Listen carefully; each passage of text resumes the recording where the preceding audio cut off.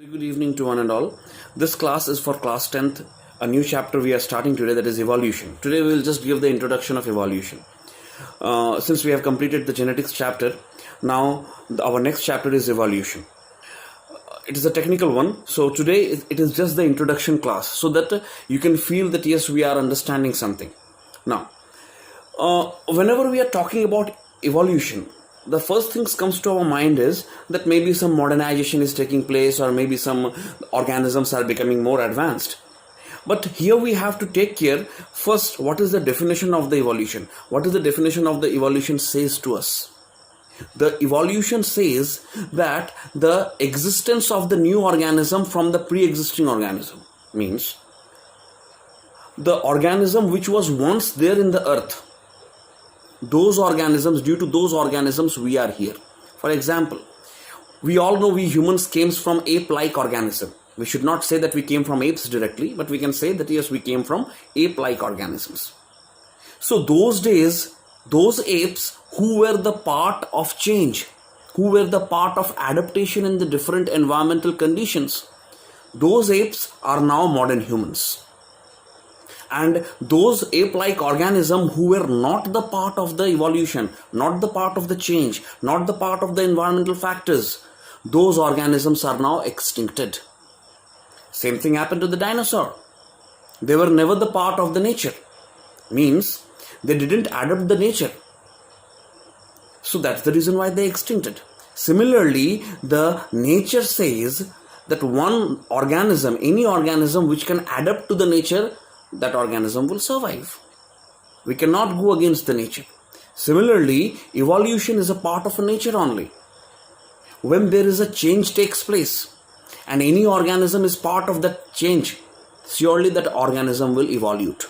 To be very clear, evolution means the formation of the new organisms or the occurrence of the new organisms from the pre-existing organisms due to the accumulation of the genotype, that is the genetical characters. Due to the accumulation of the genetical characters in the older and the pre-existing organisms, now the new organisms came. For example, let us take a smaller example of cockroach. Before 15 to 20 years, we can see the cockroaches can only crawl, either on the wall or on the floor. But nowadays, from 5 to 6 or 7 years onwards, we can see the cockroaches flying. It's a part of evolution. That is, few cockroaches has adapted the change so as to survive in the particular condition. And now they are doing it very nicely and they can fly. The flying helps the cockroaches to escape from their predators. The flying of the cockroaches helps them to catch the prey. Not only that, the flying of the cockroaches can take them to farther distance. But you can see only few cockroaches can fly. Majority of the population of the cockroaches cannot fly. Means those cockroaches were not the part of evolution. And if something goes wrong in the nature, it may be possible the crawling cockroaches may extinct. Sure.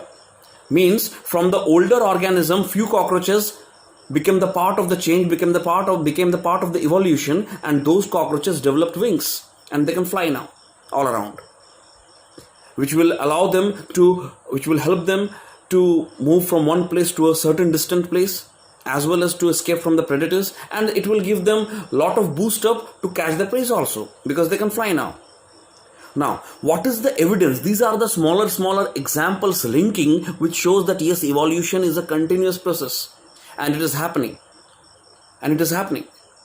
If at all you will find the fossils, if at all we can get the fossils of the Homo sapiens, the earlier men, we can find the appendix size of those Homo sapiens are very much larger.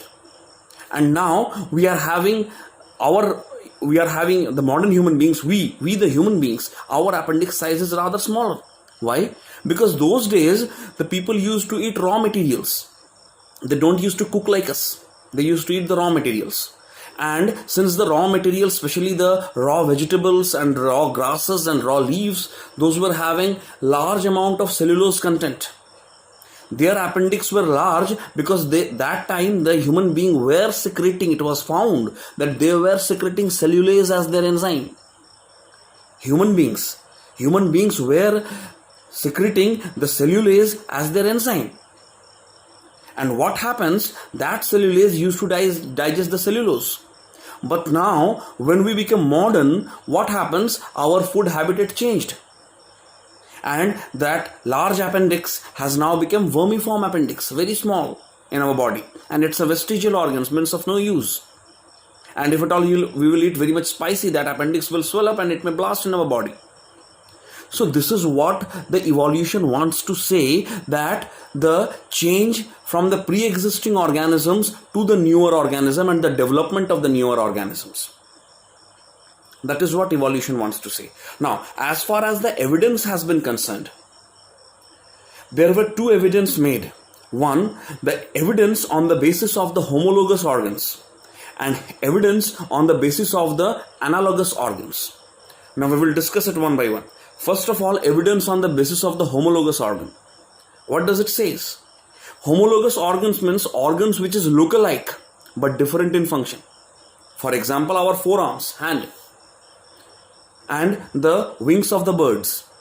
They are having similar origination, but with the help of the forearm, we can grasp something, we can hold something, but we cannot fly, right? Function is different. Homologous organs means their structure will be similar, but function is different. So our hands and forearms, we can also feel that, okay, we could have also flight like a bird, but we can't. Why? Because they are having wings. Their wings function is to fly. Though their wings are also considered as forearms. Our forearms are hands. But our hands helps to grasp something. Cannot fly. But their forearms, their wings helps them to fly. Which means very clearly that somewhere, if at all we will find the bird and the human beings somewhere or the other in the prehistoric time, if at all we will see, we can find the bird or the human being must have a common ancestor. That's why they both have a forearm. They both have a forearm. They both have a forearm, but the function is different. This is known as the evidence from the homologous organ.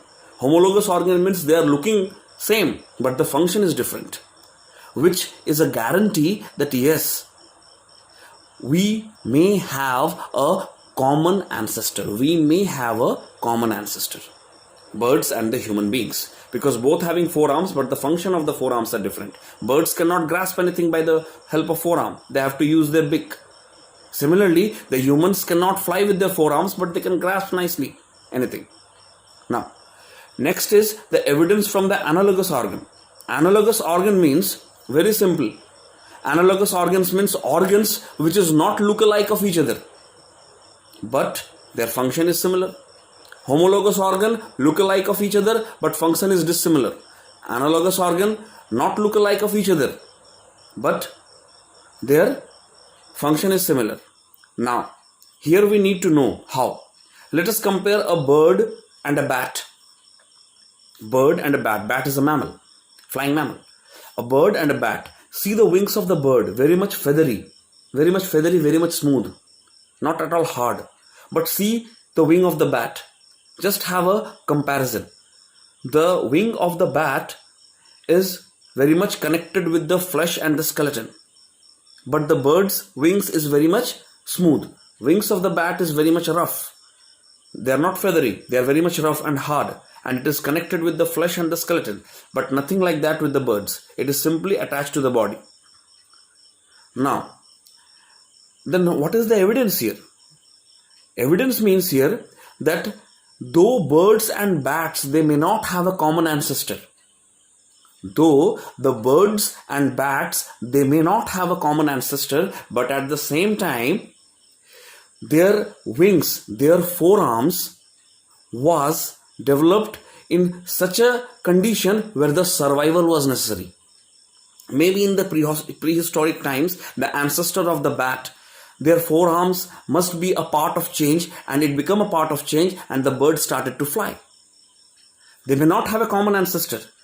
Their analogous organs are completely looking different to each other, but their function is same.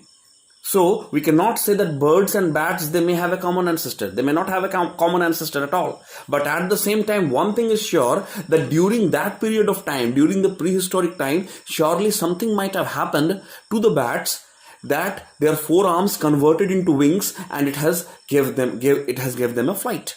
It can fly all around, so as to survive, so as to adapt the environment. So homologous organs, evidence from the evidence of homologous organ, we came to know that the common ancestor is possible. Like for birds and humans, there may be a common ancestor. But from the evidence of analogous organ, we came to know that there are some organisms, they may not have a common ancestor, but they were the part of the evolution in the prehistoric time, and that is the reason why, though their organs are dissimilar to each other, but at the same time, functionally, they are equal to each other. Functionally, they are similar to each other. So, evidence is being given by both, from homologous organs also, from analogous organ also. But both the evidence are valid. One evidence is saying we may have a common ancestor, and one evidence is saying maybe we don't have a common ancestor, but during that time, since it was a requirement for the survival, for the purpose of survival, that's the reason why the evolution took place. So please go through the video, match it with your text, and if any doubts, you can ask. I hope you will understand through this video. If any doubts, please ask it. So for today, till here only. Next class, we'll go more deeper into the chapter. Thanks a lot.